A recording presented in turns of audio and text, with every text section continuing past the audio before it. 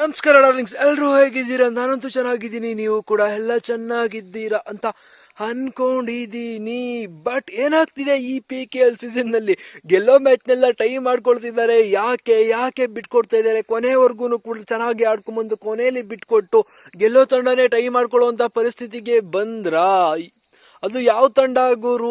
UP Yodhas, Pradeep Narwal, kabaddi king ಅಂತ ಕರೆಸ್ಕೊಳ್ಳೋ ಅವರ ತಂಡ ಗುರು. ಬಟ್ ಅವ್ರು ತಗೊಂಡಿದಂತ ಪಾಯಿಂಟ್ಸ್ಗಳು ಎಷ್ಟು? ಅವ್ರ ತಂಡ ಟೈ ಆಗೋದಿರ್ಲಿ, ಆ ಮ್ಯಾಚ್ ಅಲ್ಲಿವರೆಗೂ ಬರೋಕೆ ಕಾರಣ ಯಾರು? ಸೊ ಇವರ ಎದುರಾಳಿ ತಂಡ ಆದಂತ ಬೆಂಗಾಲ್ ವಾರಿಯರ್ಸ್ ತಂಡ ಯಾಕೆ ಈ ಮ್ಯಾಚ್ ನ ಟೈ ಮಾಡ್ಕೊಳ್ತೀವಿ? ಇವ್ರಿಗೆ ಗೆಲ್ಲೋ ಅವಕಾಶ ಇರ್ಲಿಲ್ವಾ?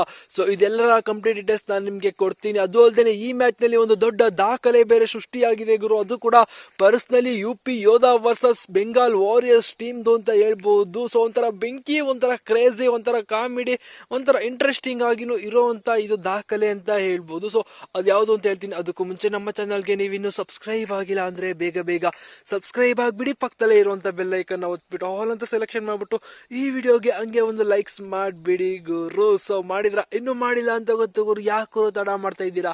ನಾನು ಹಾಕುವಂತ ಪ್ರತಿಯೊಂದು ಅಪ್ಡೇಟ್ಸ್ ಕೂಡ ನಿಮ್ಗೇನೆ ಮೊದಲು ಬರ್ಬೇಕಾ? ಯಾವುದೇ ಒಂದು ಸ್ಪೋರ್ಟ್ಸ್ ನ್ಯೂಸ್ ಇದ್ರೂ ಕೂಡ ನೀವೇನೆ ಬೇಗ ತಿಳ್ಕೊಬೇಕಾ? ಹಾಗಿದ್ರೆ ಈಗಲೇ ನಮ್ಮ ಚಾನಲ್ಗೆ ಸಬ್ಸ್ಕ್ರೈಬ್ ಆಗ್ಬಿಟ್ಟು ಪಕ್ಕದಲ್ಲೇ ಇರುವಂತ ಬೆಲ್ ಐಕನ್ ಒತ್ಬಿಟ್ಟು ಆಲ್ ಅಂತ ಸೆಲೆಕ್ಷನ್ ಮಾಡ್ಬಿಟ್ಟು ಈ ವಿಡಿಯೋಗೆ ಒಂದು ಲೈಕ್ಸ್ ಮಾಡ್ಬಿಡಿ. ಸೊ ಮಾಡಿದ್ರ, ಬನ್ನಿ ಇವಾಗ ಡೈರೆಕ್ಟ್ ವಿಚಾರಕ್ಕೆ ಹೊರಟೋಗ್ಬಿಡೋಣ. ವಿಡಿಯೋನ ಸ್ಕಿಪ್ ಮಾಡದೆ ಎಂಡ್ವರೆಗೂ ನೋಡಿ, ಅವಾಗ್ಲೇನೆ ಈ ವಿಡಿಯೋ ಬಗ್ಗೆ ನಿಮ್ಗೆ ಅರ್ಥ ಆಗೋದು. ಟೈ ಆಗಿರೋದು ಎಷ್ಟು ಪಾಯಿಂಟ್ಗೆ? 37 ಗೆಲ್ಲೋ ಚಾನ್ಸಸ್ ನಿಜವಾಗ್ಲೂ UP ಯೋಧಸ್ಗೆ ಸಾಕಷ್ಟು ಇತ್ತು ಗುರು. ಯಾಕೆಂದ್ರೆ ಅವರೇನೆ ಲೀಡ್ ಅಲ್ಲಿ ಇದ್ರು. ಬಟ್ ಒಂದ್ಸಲ ಏನೋ ಟೈ ಆಯ್ತು ಅಂದ್ರೆ ಸ್ಟಾರ್ಟಿಂಗ್ ನನಗೆ ಮಧ್ಯದಲ್ಲೇ ಅನ್ನಿಸ್ಬಿಡ್ತು ಗುರು, ಈ ಮ್ಯಾಚ್ ಪಕ್ಕ ಟೈ ಆಗುತ್ತೆ. ಯಾಕೋ ಇವರು ಆರೆಂಜ್ಗೆನೆ ಆಡ್ತವ್ರೆ, ಯಾರಿಗೂ ಕೂಡ ಗೆಲ್ಲ ಇಂಟೆನ್ಷನ್ ಇಲ್ಲ, ಜಸ್ಟ್ ಟೈ ಆದ್ರೆ ಸಾಕಪ್ಪ, ಈ ಮ್ಯಾಚ್ ನಮ್ಗೆ ಹೆಂಗೋ ಮುಗಿಸ್ಬಿಡ್ತೀವಿ ಇನ್ನೋ ರೇಂಜಿಗೆ ಆಡ್ತಿದ್ರು ಎರಡು ತಂಡನೂ ಕೂಡ. ಬಟ್ 37 ರೈಡಿಂಗ್ ಪಾಯಿಂಟ್ ವಿಚಾರಕ್ಕೆ ಬಂದ್ರೆ ಬೆಂಗಾಲ್ ವಾರಿಯರ್ಸ್ ತಂಡ 25 ರೈಡ್ ಪಾಯಿಂಟ್ಸ್ ತಗೊಳುತ್ತೆ, UP ಯೋಧಸ್ ತಂಡ 27 ರೈಡ್ ಪಾಯಿಂಟ್ಸ್ ತಗೊಳುತ್ತೆ. ಸೂಪರ್ ರೈಡ್ ವಿಚಾರದಲ್ಲಿ UP ಯೋಧಸ್ ತಂಡ 2 ಸೂಪರ್ ರೈಡ್ ಮಾಡಿದ್ರೆ ಬೆಂಗಾಲ್ ವಾರಿಯರ್ಸ್ ತಂಡ ಒಂದೇ ಒಂದು ಸೂಪರ್ ರೈಡ್ ಕೂಡ ಮಾಡೋದಿಲ್ಲ. ಬಟ್ ಟ್ಯಾಕಲ್ ಪಾಯಿಂಟ್ ವಿಚಾರ ಅಂತ ಬಂದ್ರೆ 9 ಟ್ಯಾಕಲ್ ಪಾಯಿಂಟ್ ನ ತಗೊಂಡಿದ್ದು ಬೆಂಗಾಲ್ ವಾರಿಯರ್ಸ್ ತಂಡ. ಸೊ ಆ ಕಾರಣಕ್ಕೋಸ್ಕರನೇ ಈ ಮ್ಯಾಚ್ ನ ಇವ್ರಿಗೆ ಟೈ ಮಾಡ್ಕೊಳಕ್ ಆಗ್ತು, ಇಲ್ಲ ಅಂದಿದ್ರೆ ಖಂಡಿತ ಸೋತು ಹೋಗ್ಬಿಟ್ಟವ್ರು. ಇನ್ನು 7 ಟ್ಯಾಕಲ್ ಪಾಯಿಂಟ್ ನ ತಗೊಂಡಿದ್ದು UP ಯೋಧಸ್ ತಂಡ. ಈ ಕಾರಣಕ್ಕೋಸ್ಕರನೇ ಈ ಮ್ಯಾಚ್ ಟೈ ಆಗಿದ್ದು, ಇಲ್ಲ ಅಂದಿದ್ರೆ UP ಯೋಧಸ್ ತಂಡ ಇವತ್ತು ಗೆದ್ದು ಬಿಟ್ಟು ಪಾಯಿಂಟ್ ಅಂಕದಲ್ಲಿ 5 ಪಾಯಿಂಟ್ಸ್ ನ ತಗೊಂಡ್ಬಿಟ್ಟಿರೋರು. ಇನ್ನು ಆಲ್ಔಟ್ ಪಾಯಿಂಟ್ ವಿಚಾರಕ್ಕೆ ಬಂದ್ರೆ ಎರಡು ತಂಡನೂ ಕೂಡ ಒಂದೊಂದು ಬಾರಿ ಆಲ್ಔಟ್ ಆಗ್ತಾರೆ, ಹಾಗೂ 2 ಅಂಕಗಳನ್ನ ಕೂಡ ಕಲೆ ಹಾಕ್ತಾರೆ. ಇನ್ನು ಎಕ್ಸ್ಟ್ರಾ ಪಾಯಿಂಟ್ ವಿಚಾರಕ್ಕೆ ಬಂದ್ರೆ ಎರಡು ತಂಡನೂ ಕೂಡ ಒಂದೊಂದು ಎಕ್ಸ್ಟ್ರಾ ಪಾಯಿಂಟ್ ಕೂಡ ಪಡ್ಕೊಳ್ತಾರೆ. ಸುರೇಂದರ್ ಗಿಲ್ 13 ರೈಡ್ ಅಂಕಗಳನ್ನ ತಗೊಳ್ತಾರೆ. ಇದರಲ್ಲಿ 5 ಬೋನಸ್ ಅಂಕಗಳ ಜೊತೆ ಸೇರಿ 18 ಅಂಕಗಳು ಈ ಮ್ಯಾಚ್ ನಲ್ಲಿ ಗೆಲ್ಸಿದ್ದು.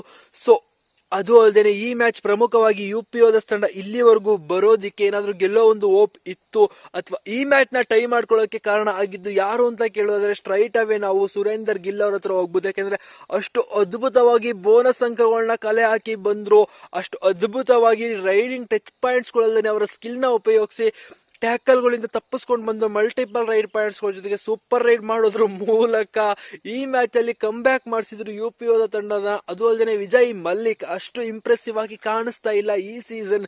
ಕೇವಲ 7 ಅಂಕಗಳು ನಮ್ಗೆ ದೊಡ್ಡದಾಗೇನೆ ಕಾಣಿಸ್ಬೋದು, ಬಟ್ ಮ್ಯಾಚ್ ನೋಡಿದವ್ರಿಗೆ ಗೊತ್ತಿರುತ್ತೆ ಆ ಕನ್ಸಿಸ್ಟೆನ್ಸಿ ಅನ್ನೋದು ಇರ್ಲಿಲ್ಲ ಈ ಮ್ಯಾಚ್ ನಲ್ಲಿ. ಆ ಕನ್ಸಿಸ್ಟೆನ್ಸಿ ಇದ್ದಿದ್ರೆ ಇನ್ನೂ ಚೆನ್ನಾಗಿ UP ಯೋಧಸ್ ತಂಡ ಜಾಸ್ತಿ ಸ್ಕೋರ್ ಮಾಡ್ತಾ ಇದ್ರು. ಇನ್ನು ಪ್ರದೀಪ್ ನರ್ವಾಲ್ ಕೇವಲ 2 ಅಂಕಗಳನ್ನ ತಗೊಂಡ್ರು ಗುರು. ಯಾಕೆ? ಕಬಡ್ಡಿ ಕಿಂಗ್, ರೆಕಾರ್ಡ್ ಬ್ರೇಕರ್, ಎಂತೆಂತ ಬಿರುದುಗಳು ಗುರು. ಇಂತ ಒಬ್ಬ ಪ್ಲೇಯರ್ ಕೇವಲ 2 ರೈಟ್ ಪಾಯಿಂಟ್ಸ್ ಅಂದ್ರೆ ನಿಜವಾಗ್ಲೂ ನಗು ಬರುತ್ತೆ. ಯಾಕೆ ಹಿಂಗಾದ್ರು ಪ್ರದೀಪ್ ನರ್ವಾಲ್ ಇಂದ? ಅವರ ತಂಡಕ್ಕೆ ಯಾವುದೇ ರೀತಿಯಾದ ಕಾಂಟ್ರಿಬ್ಯೂಟ್ ಬರಲೇ ಇಲ್ಲ ಇವತ್ತಿನ. ಗುರ್ದೀಪ್ ಅವರು 2 ಟ್ಯಾಕಲ್ ಪಾಯಿಂಟ್ ಹಾಗೂ 1 ಬೋನಸ್ ಅಂಕದ ಮೂಲಕ 3 ಅಂಕನ ಗಳಿಸಿದ್ರೆ, ನಿತೀಶ್ ಕುಮಾರ್ 2 ಟ್ಯಾಕಲ್ ಪಾಯಿಂಟ್ ನ ತಗೋತಾರೆ, ಆಶು ಸಿಂಗ್ 1, ಸುಮಿತ್ ಅವರು 1.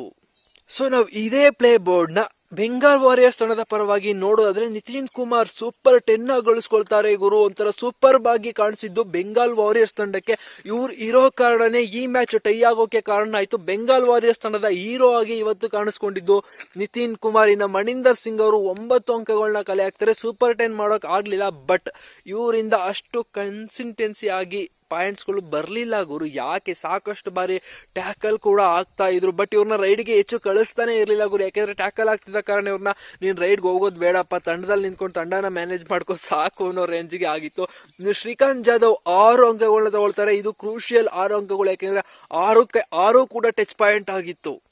ಇನ್ನು ಶುಭಮ್ ಶಿಂಡೆ 4 ಟ್ಯಾಕಲ್ ಪಾಯಿಂಟ್ ನ ತಗೊಂಡ್ರೆ, Darpan Chauhan 3 tackle point, Aditya Yash Shinde 1 tackle point, Akshay Kumar 1 tackle point.